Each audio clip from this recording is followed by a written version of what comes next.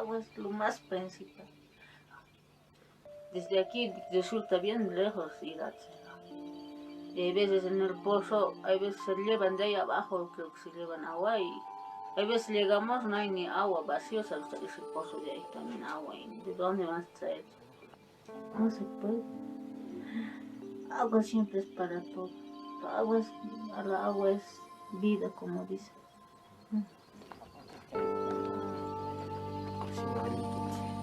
Soy tamacho. Soy tam. ¿Sabes qué? Soy tam. Vanessa. Ya, por ir aquí. Vanessa.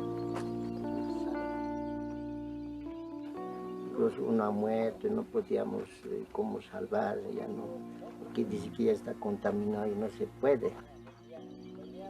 Agua para lavarnos, para tener a los aguas, para que no haya un contagioso, un contaminado. Entonces, para defenderse de la enfermedad. Vanessa is 8. Her brother died because, like a billion other people around the world, her family doesn't have access to safe water.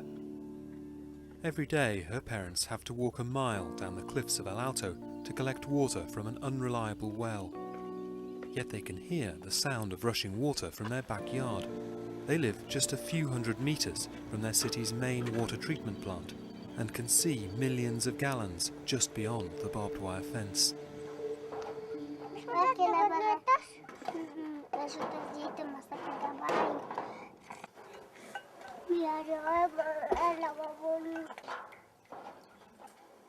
Todos los seres vivos necesitan del agua para vivir. Sin agua morirían las plantas, los animales y las personas. Papi, mira hasta hoy, ¿por qué vivimos tan cerca y no tenemos agua nosotros? Podemos estar aquí en su puertita, pero no es. Cuando uno no tiene plata, no le da fácil, porque somos bolivianos y no tenemos ni esa posibilidad para tener agua. Entonces, todos los que tienen plata nomás. For Vanessa's father, Lino, it's simple economics. The mains pipe runs just a few meters from the family's home, but the connection fee charged by the French-controlled water company is as much as he earns in a year. But for Vanessa, it's about more than just money. No tengo amigos, porque no tengo agua y no quieren jugar conmigo. Yo no tengo agua y nunca me baño. Así me dice. Me dicen que recochine, que no me da ni lavar nada. Me dicen que soy negro, por eso nadie quiere jugar conmigo. Y cuando quiero jugar con alguien, los chicos que me insultan no quieren que juegue. If kids go to school and they're dirty, then there's a huge social stigma attached to that. They're called dirty Indians and dirty peasants. So there's the social stigma, and there's the very real knock-on effects of drinking dirty water, getting diarrhea, not being able to wash your hands, having to decide with your one barrel of water what you're going to do with it. Are you going to wash clothes? You know, you might prioritise washing your body or washing your kids, but then what happens with the clothes?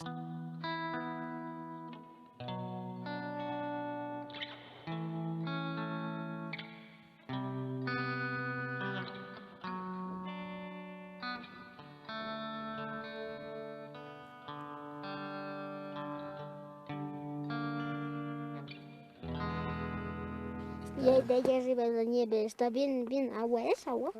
La nieve blanco es frío, ahícito, frío. Viendo entre los hielos igual va a hervirse o se va a destruir, ya no va.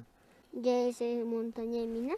Todos dicen que aquí un tiempo Estados Unidos ya no tendrá agua y dice que de aquí llevarán como adobes así. Entonces todo el hielo que está alrededor del Cerro Blanco va a ser propietario de los americanos. Y nosotros ni agua no vamos a tener, peor. Con el tiempo ya no va a haber, ya no hay agua. Entonces si ustedes ya van a ser jóvenes, adultos, así como nosotros, ya no va a haber, pero con el tiempo vamos a tomar aguas artificiales, creo.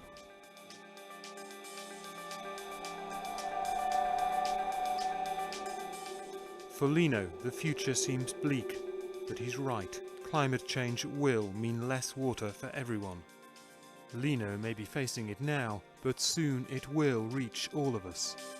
About a third of the global population is already living in water-stressed and water-scarce areas where water is chronically short.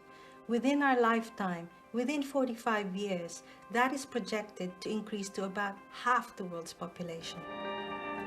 There is a finite amount of water in the world. The population is increasing all the time. You just put that into a formula.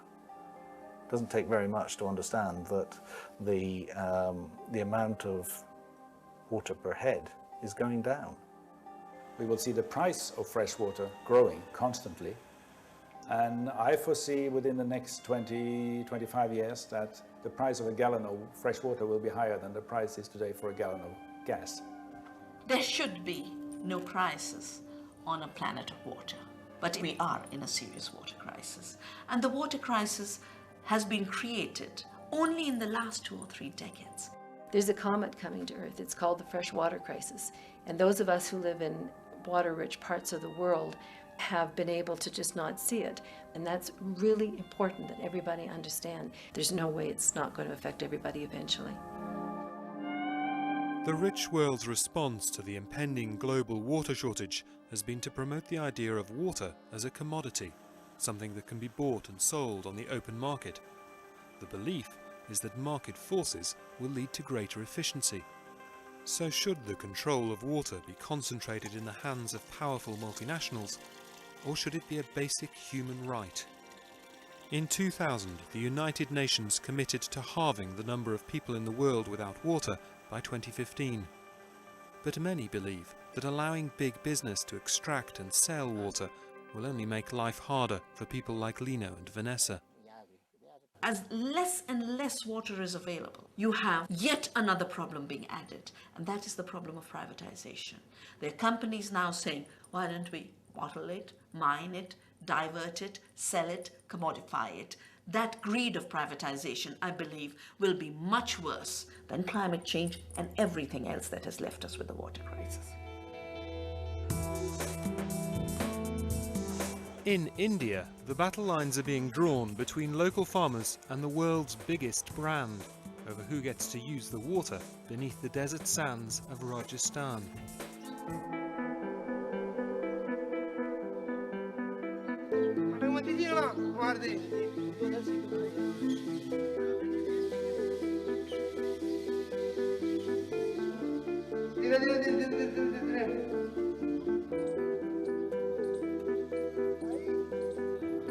Bodiran has a small farm in Rajasthan, just north of the capital, Jaipur.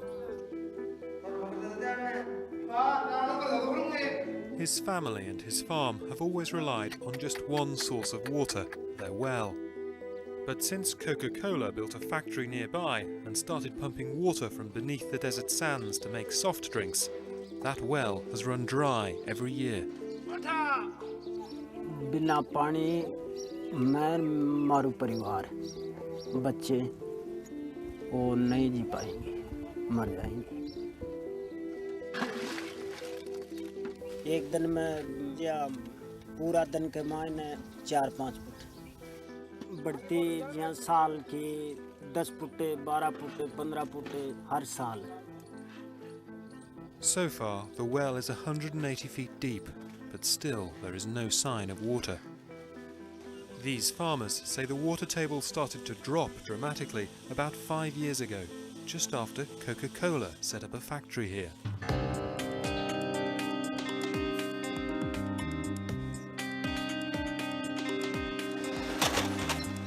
The company is pumping water out of aquifers, natural underground reservoirs, to make soft drinks and bottled water. But aquifers can extend for miles underground, and angry farmers claim that Coke is literally sucking the water from beneath their feet. Through mining the groundwater in your piece of land, you can drain 10 square miles, 20 square miles dry, because the aquifer is connected, even though the land above might be divided by property rights. Unfortunately, Coke has situated its plant in areas which are already water stressed. And with a soft drink plant taking out 500,000 litre water every day, you are talking about huge stress on local water supply.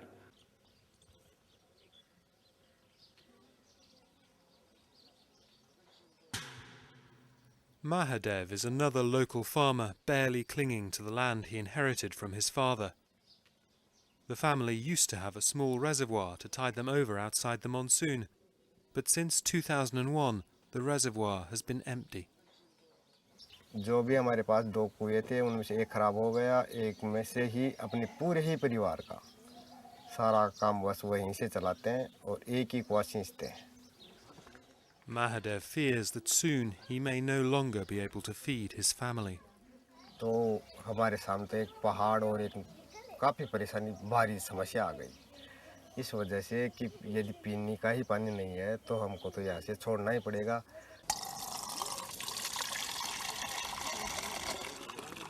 Mahadev has had to repeatedly borrow money to drill boreholes around the farm to try to find water. 2 बैरिंगों को हमने 475 foot तक गहरा करवा दिया. हमारे पानी नहीं हुआ. जो हमारे नज़दीक हैं वो तो करीब 400 फुट भी बाटा गहरा कटवा दिया. फिर भी हमारे उन कुओं में भी वही हालत है जो हमारे हैं.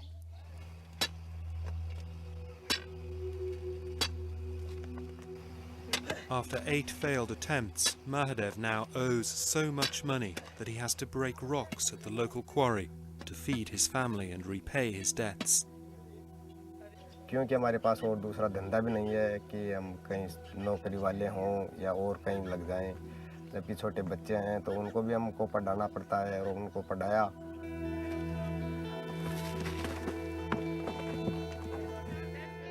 पियान को कोका कोला की हमें कोई ज़रूरत नहीं है. ठीक है, धंधा है, उनका भी धंधा करो, लेकिन ये हमारे काश्तकारों के लिए उचित नहीं.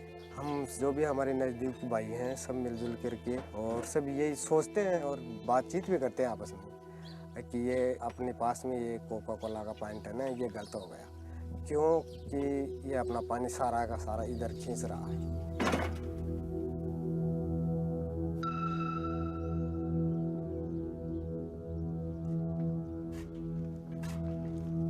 Coca-Cola have often been accused of exploiting water, especially in India, where their plant in Kerala was forced to shut down after violent protests from farmers.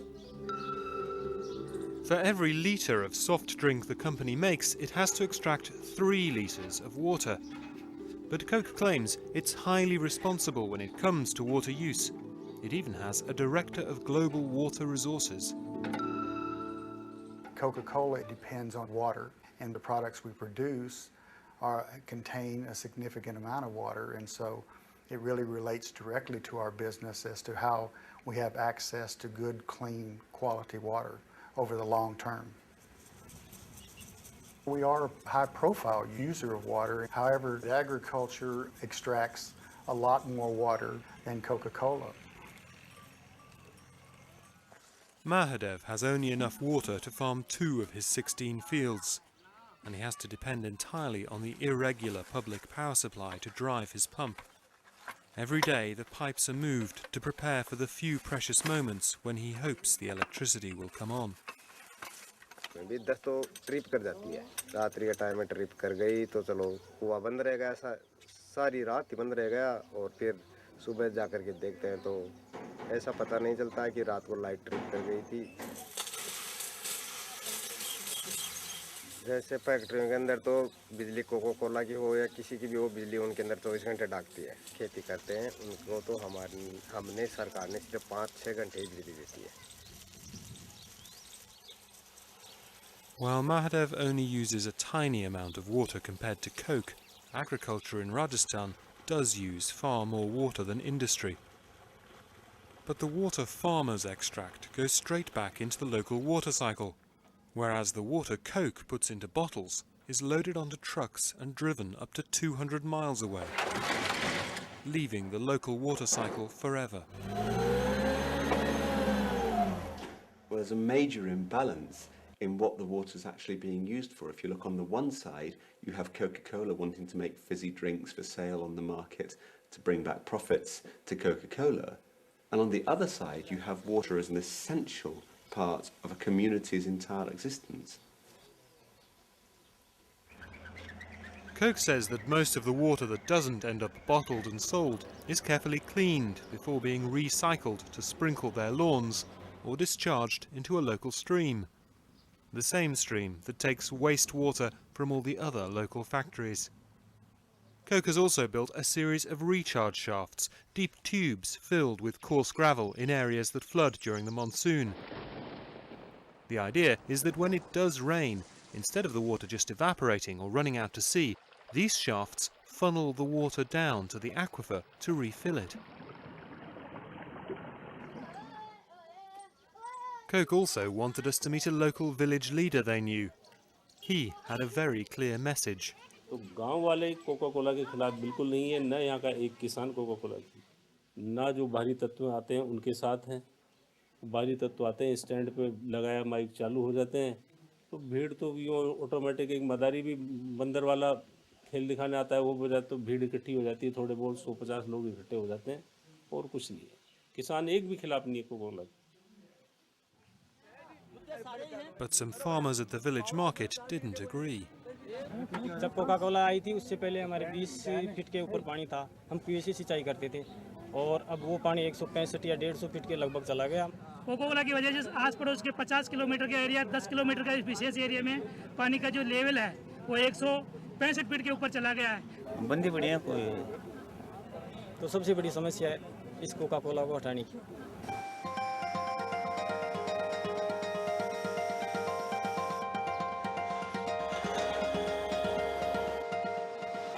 It is a real concern with the local farmers. However, the data that we have in the Caldera area indicates that our water use in that area has not significantly dropped these water tables.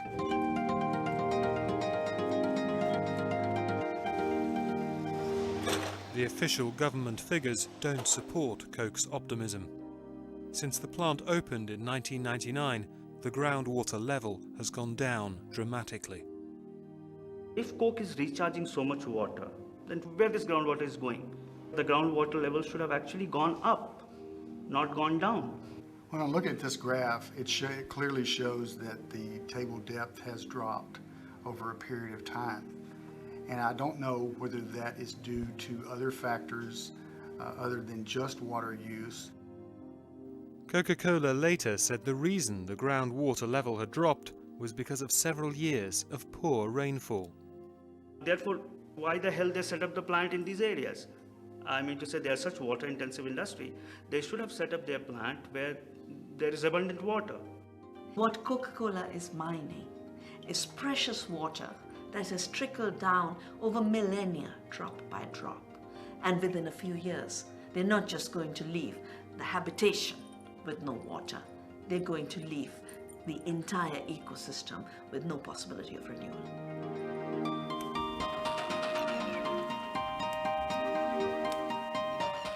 The hardships Indian farmers endure can seem very remote to those of us living in the water-rich British Isles.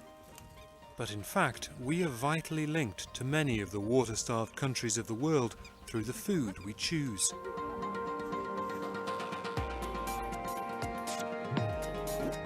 We in Britain are already actually part of the problem because we expect to have all of these fresh vegetables in our supermarkets all the way through the year. It takes 650 litres of water, 10 bathtubs, to grow just a single bowl of salad. And so what we're doing is exporting a water problem to those countries. We're exporting conflicts about water. We're exporting possible droughts. The problem is that we're not aware of the impact that our consumption habits here in Britain are having on those countries. Most of our salads now come from the desperately drought-stricken south of Spain, where rainfall last year was the lowest since records began. Our year-round demand for tomatoes, cucumbers and lettuce means that water is being sucked from the earth here at an unsustainable rate.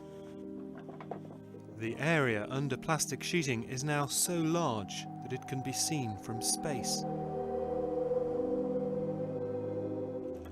Vegetables from Egypt come from a nation that has threatened military action if any upstream country dams the Nile or any of its tributaries. The water taken by Israel from the River Jordan and from beneath the West Bank has turned the Israeli side of the border green. If you look at large parts of the Middle East, uprisings are being caused because of water. There are wars over water taking place already. People say that the next war will be about water. They're already taking place. Between 10 and 15 wars over the last 100 years has been related to water. That will obviously increase in the future. I mean, if you have one country full of water and the neighboring country has nothing, where do you think they will look for water? And if you don't want to share it with them, they will come and get it. Nikamwelewesha vizuri, mama, maji haya mimi nalipia. Na mimi nalipia kwa sababu nipo na plot scheme. Mama huyu alichokifanya, alitaka kunikata na panga. Ndio nakukata In Africa, conflicts over water are already common. These women are arguing because for centuries people have been able to draw the water they needed from the local river. But now remote bureaucrats have decided that water for irrigation should be controlled by charging people to use it, leaving precious little for those who can't afford to pay. Hivi sasa usione hivi, kuna ukame zaidi ya huu. Hivi sasa ni kwa ajili kuna baridi, halafu mvua zimepiga juzi hivyo. Ndio waona vijani vibichi. Yakiwa mengi ndio yanakuja huku kidogo. Sasa yakiwa ni kidogo kabisa yamebaki katikati sio mengi sana. Wanayakaba kabisa yani hatupati. Kama hivi unavyoona mazao yanakufa. Mama Zanaibu's fury is focused on an irrigation scheme that is part of a grand plan to effectively privatize rivers across Africa by charging farmers for the right to take water from them. A plan thought up not in Tanzania, but in the World Bank in Washington, D.C. The plan is intended to make farmers value the water they use more because they're made to pay for it. But in Tanzania, those farmers who can afford to join the scheme make a one-off payment each season, no matter how much water they use, so there's no reason to use less. And so what's happened is that farmers who have a one-off fixed fee in Tanzania then feel entitled to use as much water as they can or want, without necessarily thinking about self-regulating, in other words, reducing the amount of water they use, so that they allow other users access to that same water. Kila kitu nchao wao. Sisi sasa ndio hivi unavyotuona. Hatuna mbele wala hatuna nyuma. Hatugombani kitu kingine, maji tu. Tukikutana shamba, kukatana mapanga, kukatana mapanga. Fungua hiyo bomba. Kama unataka maji ingia skimu. Nakwambia si ingia skimu upate maji. Sina hela ya kwenda skimu. Utanifanya nini? Unatambia pesa? Ndio. Natambia pesa na natambia skimu. Basi mimi nasema hivi, natumia haki yangu. Hapana, Tausi usimsikilize huyo bwana. Msikilize. Hawa ndio wabaya hawa wanatufanya tusipate maji. With 11 million lives in East Africa now threatened by drought, disputes over water can become violent. Utampiga mimi? Hapana. Nitakukong'ota kweli? But despite these problems, there are plans to roll out schemes like this across most of Africa. And the people pushing it are economists based in the World Bank. The objective of that project was to introduce a regime of enhanced river basin management, and I think that was a phenomenal success. And the other side of the project was a small-scale irrigation improvement program, which targeted some areas in the basin that will allow for efficient irrigation, community-based irrigation systems, and that also was very, very successful. And what we're trying to do now is to scale it up to all the other basins in the country. The World Bank's mission is to reduce global poverty. For 25 years, the bank's headquarters in Washington has been promoting solutions in the developing world that focus on putting a price on everything. These solutions don't always make sense to the people on the ground. Kidogo ndani ya nyumba utapa mtoto mmoja na watoto wengine utawanyima, si utawapa wote? Tutajua nini sasa sisi na ikiwa wote tutegemea huo mto? Sasa huo mto ni wa kwao wao, kila kitu nchao wao, walala hoi, lakini tunalima tunanyimwa maji hatupewi. But battles over water aren't only happening in the developing world. In the richest nation on earth, the citizens of Detroit are also fighting to establish their right to clean water. I'm standing in front of one of scores of emergency water outlets that have been set up around the Chilean capital where drinking water has been cut. People, as you can see, are standing in line with anything they can get their hands on, any kind of a container at all, because of mudslides that took place in the Andes Mountains region just above the capital and which supplies the city with water. This was contaminated and it's made it impossible for the water board to turn the water back on again until further notice.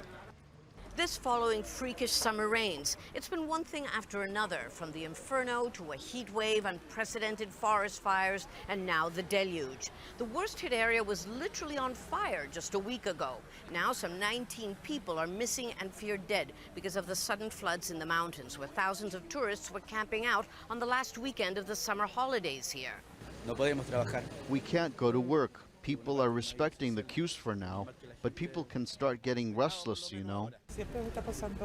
Something is always happening to us. Earthquakes, forest fires, which have been ferocious, and now this. But we always face these adversities together. Authorities say water supplies will slowly be reestablished, but only if the weather cooperates. More rain in the Andes could trigger more mudslides. And if that weren't bad enough, a new heat wave is expected to hit Santiago and last at least until Wednesday, making life even more miserable for residents here who have no running water. People, in fact, are beginning to lose patience and are getting angry and are pointing the finger at the Spanish-run water company, which they say has not invested enough in emergency services.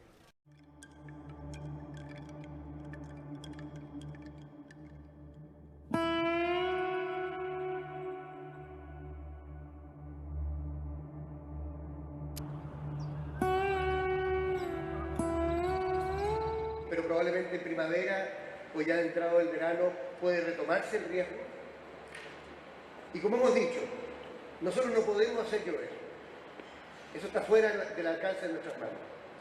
Pero sí podemos prepararnos para aquellas ocasiones que lleguemos a una situación extrema.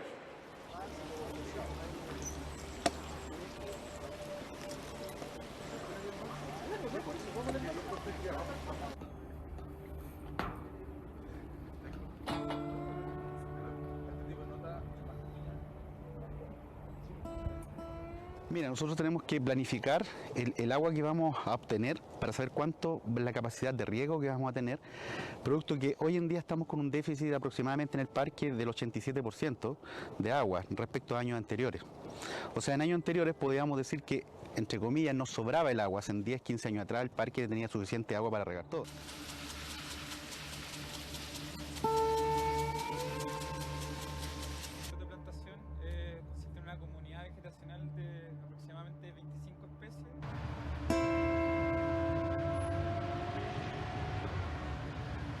El consumo de agua de este piloto de plantación es súper bajo. Nosotros regamos acá una vez a la semana, media hora, y es por riego por goteo. O sea, cada gota de agua es muy preciada y redujimos el consumo de agua mucho, a menos de un décimo de lo que se gastaba antes en riego en una franja de pasto como la que había antes aquí.